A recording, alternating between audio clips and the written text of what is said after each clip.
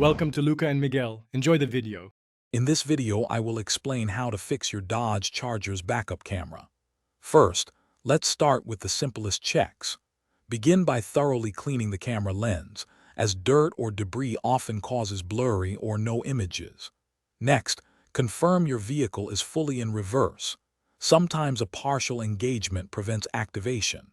Finally, ensure your infotainment system is powered on and functioning correctly, as a blank screen could be the issue. Moving on, we'll investigate electrical components. Your backup camera has a specific fuse. Consult your owner's manual to find and inspect it for a break. Carefully check all visible wiring, especially near the trunk and camera, for any signs of fraying or loose connections.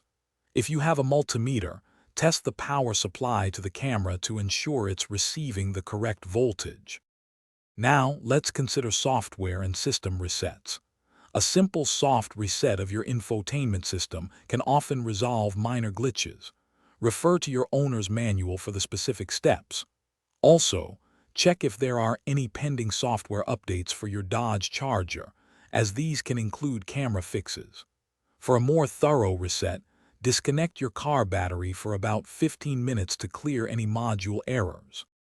If previous steps haven't resolved the issue, it might be time to consider replacing the camera module itself. These units can wear out over time. For more complex electrical problems, or if you're uncomfortable with DIY repairs, it's always best to consult a certified technician. They have specialized tools and expertise to diagnose and fix intricate issues, ensuring your camera works perfectly. Thanks for watching and please subscribe. It's the best investment you'll ever make.